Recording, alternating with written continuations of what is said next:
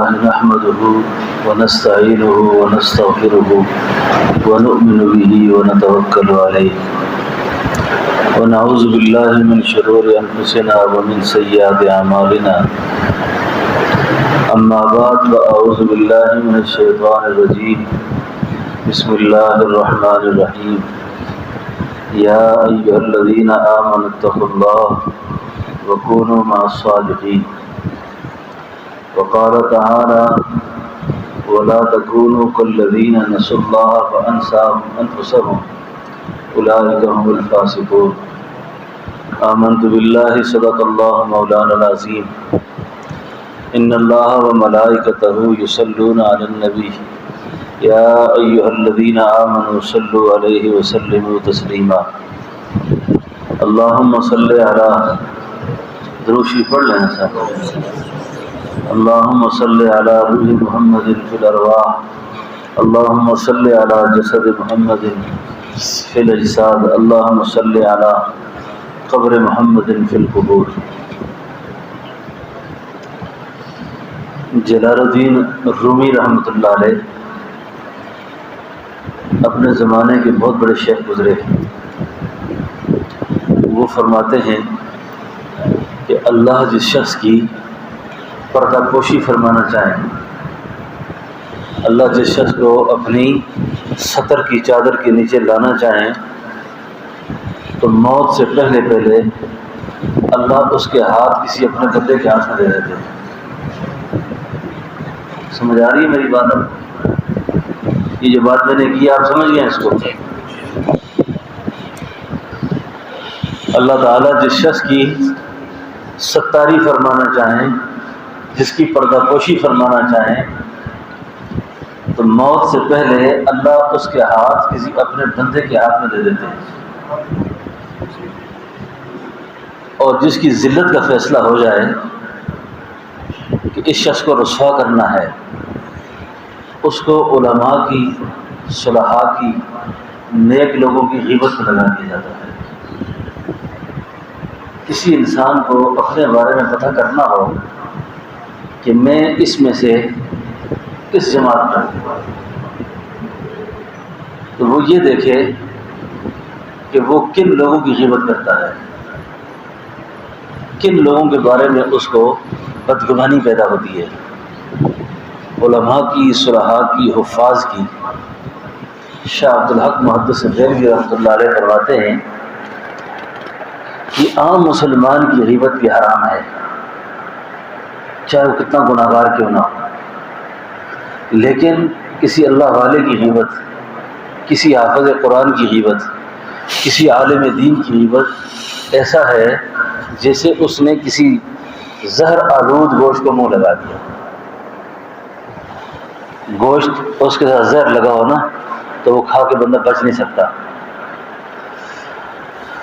تو قرآن کریم میں اللہ تعالیٰ فرماتے ہیں کہ یا ایھا الذین آمنوا اتقوا اللہ وکونوا مع الصادقین۔ علماء نے لکھا ہے کہ یہ جو فرمایا نا کونوا مع الصادقین، اس کا مطلب یہ ہے کہ قیامت تک اولیاء کاملین پیدا ہوتے رہیں گے۔ یہ بات نہیں ہے کہ جیسے شیطانی وسوسہ ہے اور جی اللہ والے کدھر ہیں، خانقاہیں کدھر ہیں، وہ تو کئی قبروں میں دفن ہو گئے ہیں، علم کتابوں میں رہ گیا ہے۔ یہ جو حالات کی باتیں ہیں، یہ جاہل لوگ ایسی بات کرتے ہیں۔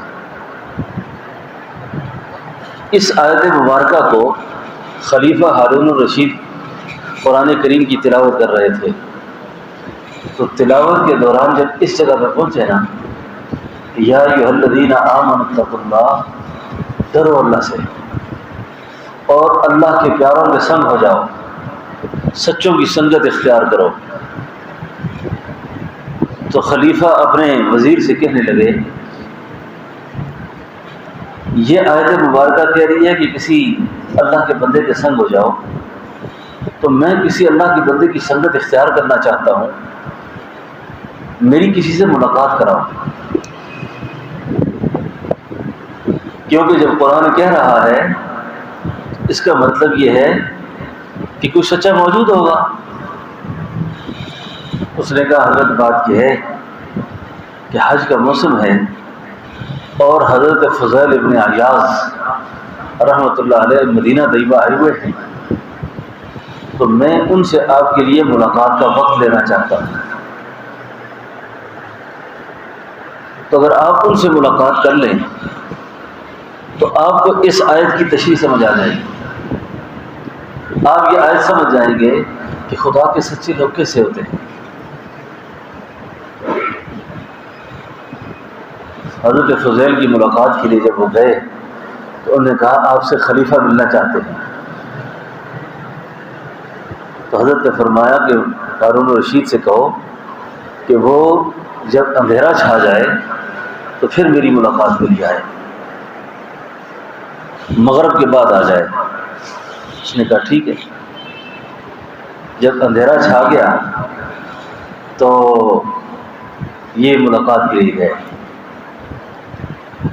سبحان اللہ۔ علامہ اقبال نے کہا ہے الہی کیا چھپا ہوتا ہے اہل دل کے سینوں میں، الہی کیا چھپا ہوتا ہے اہل دل کے سینوں میں کہ ایک نظر سے کر دیتے ہیں جوانوں کو یہ رام، ایک نظر سے کر دیتے ہیں جوانوں کو یہ رام۔ خدایا تو نے کیا درد رکھا ہے ان کے سینے میں۔ جس وقت ملاقات ہوئی نا، ملاقات ہوئی تو خلیفہ نے ملاقات کے لیے مصافحہ کے لیے ہاتھ بڑھائے۔ یہ کیونکہ خانقاہ ہے اور آپ نے حضرت سے یہ باتیں بے بار ہاتھ سنی ہوگی، اس لیے میں اسی ذوق پر دو باتیں آپ سے کرنے لگا ہوں، اور شاید یہ جو بات میں کر رہا ہوں آپ کے لیے ناشنا نہیں ہوگی۔ جو ہی ہاتھ بڑھایا ملنے کے لیے تو حضرت نے ہاتھ کو دبایا۔ اللہ والوں کو اللہ نے ایک قوت دے رکھی ہوتی ہے جس کو ہم توجہ کا نام دیتے ہیں۔ یہ توجہ کیا چیز ہوتی ہے؟ یہ توجہ اس اللہ والے کا پاکیزہ باطن ہوتا ہے جو معصیت چھوڑنے کی وجہ سے، گناہ چھوڑنے کی وجہ سے، ذکر کے انوارات کی وجہ سے مرید کے قلب کے اندر اللہ کی رحمت کو انڈیل دیتا ہے، اور اس کے اندر اوصاف حمیدہ پیدا ہونا شروع ہو جاتے ہیں، اس کے اندر سے اخلاق رذیلہ نکلنا شروع ہو جاتے ہیں۔ اب جس وقت ہاتھ بڑھایا نا تو حضرت نے ہاتھ کو دبایا۔ بعض اللہ والے اپنے قلب کی سے قلب پر توجہ دیتے ہیں اور بعض خیالات پر قبضہ کر کے الفاظ سے توجہ دیتے ہیں۔ تو جو ہی ان کے ہاتھ کو دبایا نا تو دبا کے فرمایا کتنے نرم ہاتھ ہیں اس خلیفے کے جن ہاتھوں نے کل آگ میں جل جانا ہے۔ اللہ کا خوف دلایا، خلیفہ کانپنا شروع ہو گئے، گر گئے۔ تھوڑی دیر کے بعد اپنی جان کو سنبھالا تو وزیر نے کہا حضرت یا ایھا الذین آمنوا اتقوا اللہ وکونوا مع الصادقین۔ تفسیر سمجھ آ گئی اس کی؟ آپ کو اس کی تفسیر سمجھ آئی ہے؟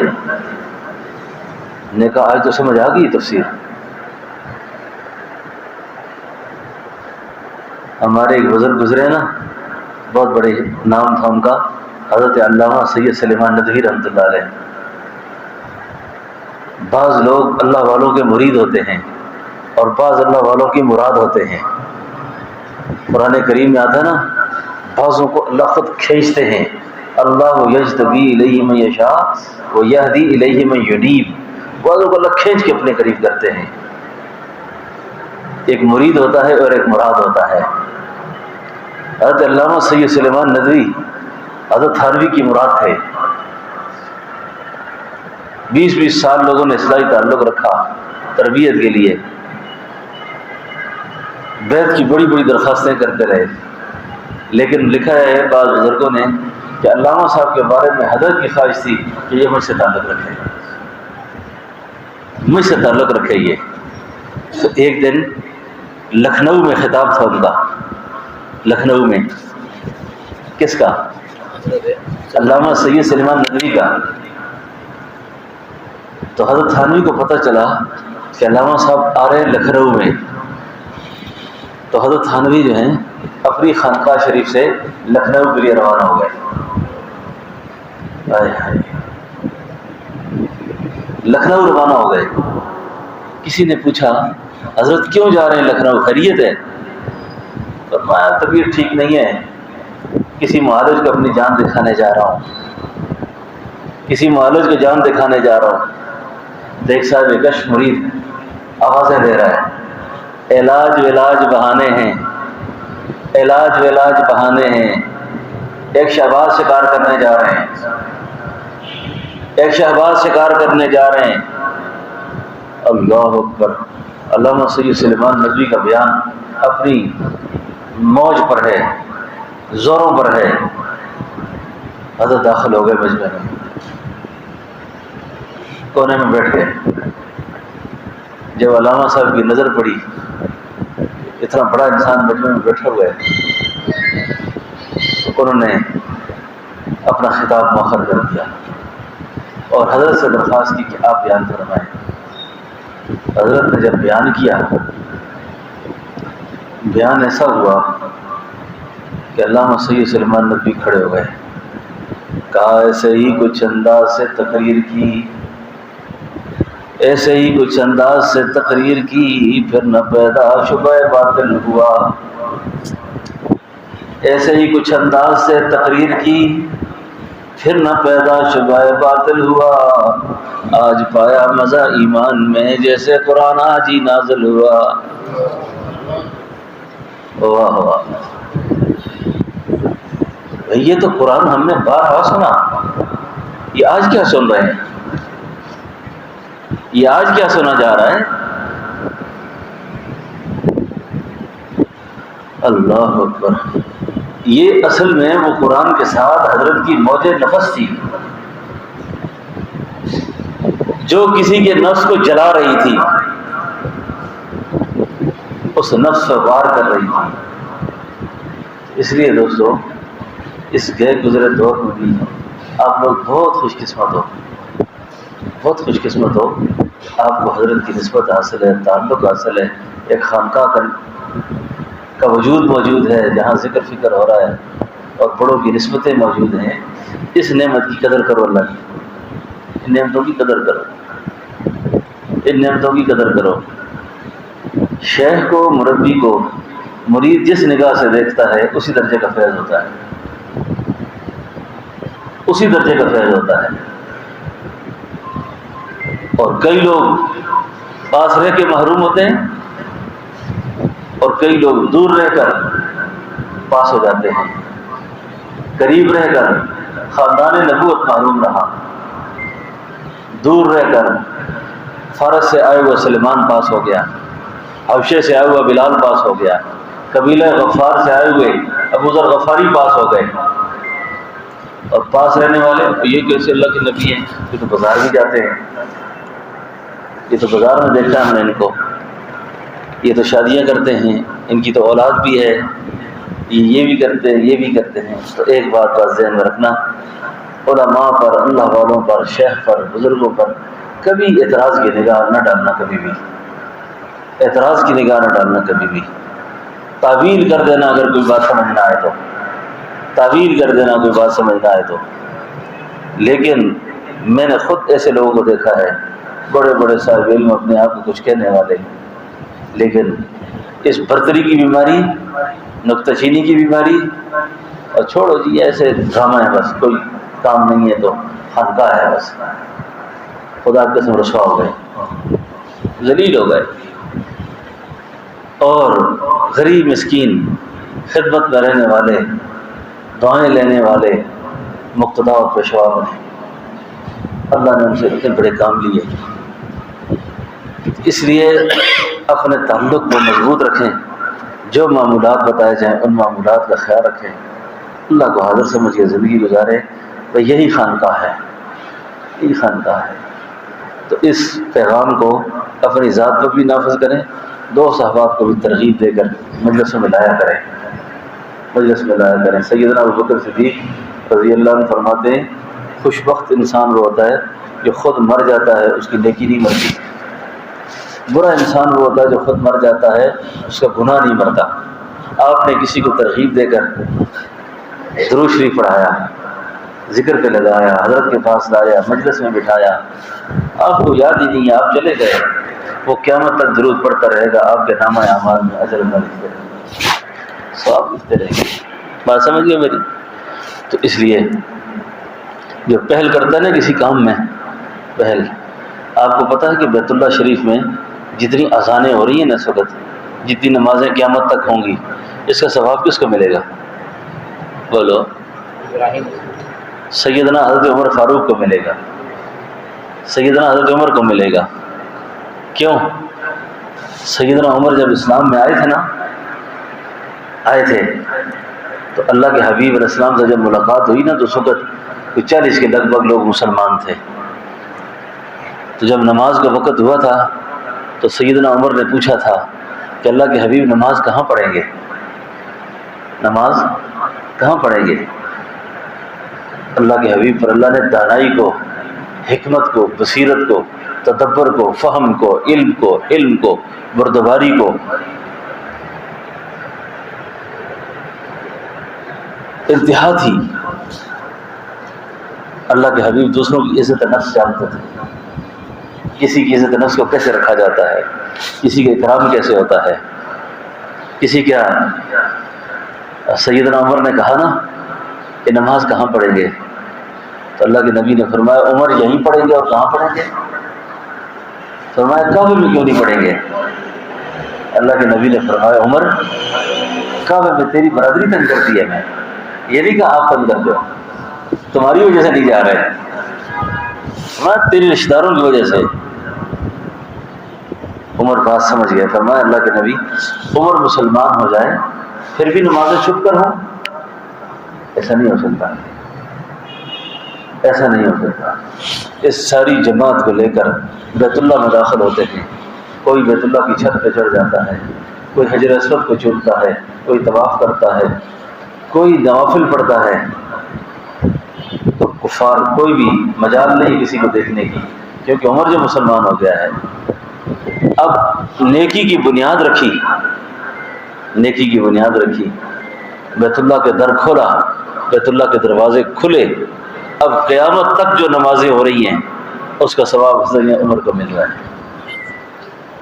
جب آپ نماز پڑھ کے نا حتیم کے ساتھ آپ نے ٹیک لگایا، اور حتیم کے ساتھ ٹیک لگا کر جب آپ تشریف فرما ہوئے تو ایک شاعر کہتا ہے کہ گویا آپ یوں گویا ہوئے، یوں ارشاد فرمایا کہ خدا کے دین کے گلشن میں بن کر تو باہر آیا، خدا کے دین کے گلشن میں بن کر تو باہر آیا، کھلے اسلام کے غنچے گلوں پہ بھی نکھار آیا، کھلے اسلام کے غنچے گلوں پہ بھی نکھار آیا۔ سیدنا عمر نے کہا میرے اسلام لانے سے یہ چھپ کر کیوں عبادت ہو، پڑھیں گے آج کعبے میں وہ روکے جس کی طاقت ہو، اڑا دوں گا میں سر اس کا کفر کا جو نواب آیا۔ تو عرض یہ کر رہا تھا کہ نیکی کی بنیاد رکھ کر جاؤ دنیا سے، تھا نیکی کے کام کر کے جاؤ، نیکی کام کر کے جاؤ۔ اللہ تعالیٰ کسی انسان سے کام لیتے ہیں۔ یہ ایک بزرگ کا ذکر مجھے آ ہی گیا، ہمارے ایک بزرگ تھے، ان کا نام تھا سید عبد الماجد شاہ صاحب مشہدی، صوفی اقبال صاحب رحمہ اللہ کے خلیفہ تھے، اور ماسٹر صاحب کہا کرتے تھے ان کو، ڈی او صاحب کہا کرتے تھے، صوفی صاحب کہا کرتے تھے ان کو۔ فرمایا کرتے تھے بغیر خانقاہ کے اس شیخ نے چلتے پھرتے ہزاروں لوگوں کو درود پہ لگا دیا، ہزاروں لوگوں کو درود پہ لگا دیا۔ اور میں کوئی تقریباً 8-10 سال وہ مجذوب قسم کے آدمی تھے، میرے ساتھ رہتے تھے، تو یہاں ڈیر بھی بہت آیا کرتے تھے، لال موڑ آتے تھے خلیفہ صاحب کے پاس، تو میرے ساتھ ان کی بڑی انسیت تھی، تعلق تھے، ڈائریکٹر ایجوکیشن تھے، ریٹائر ہو گئے تھے، مجذوب قسم کے آدمی تھے، عجیب عجیب ان کے حالات تھے، تو چلتے پھرتے درود بتایا کرتے تھے، چلتے پھرتے درود بتایا کرتے تھے۔ تو اس لیے آپ کی خدمت میں یہی درخواست، دیکھو وقت زندگی کا تھوڑا رہ گیا ہے، کام ہمارے ذمہ بہت باقی ہیں، اور جس آدمی کی عمر 40 سال ہو جائے نا، 40 سال داڑھی میں سفیدی پھر جائے اس کے بعد بندے کو دل کالا نہیں کرنا چاہیے اپنا، بندے کو اپنا دل کالا نہیں کرنا چاہیے۔ اب بڑا وقت گزر گیا ہے ہمارا۔ میرے ایک دوست ہے، وہ میں داڑھی کو تھوڑا بہت کبھی حساب کرتا ہوں، تو ان سے میں نے ایک دن پوچھا کہ آپ کون سا رنگ لگاتے ہیں داڑھی کو تاکہ میں بھی وہ رنگ لگاؤں جیسے آپ لگاتے ہیں میں بھی لگاتا ہوں۔ اچھا، وہ پریشانی کی بات نہیں ہے، ٹھیک ہے نا؟ ہاں، لگانا چاہیے۔ دوسری تیسری شادی کا ارادہ ہو تو زور سے لگاؤ، ٹھیک ہے؟ آپ پریشان نہیں ہونا۔ اچھا، ہاں، شادی کا پروگرام ہے، ہاں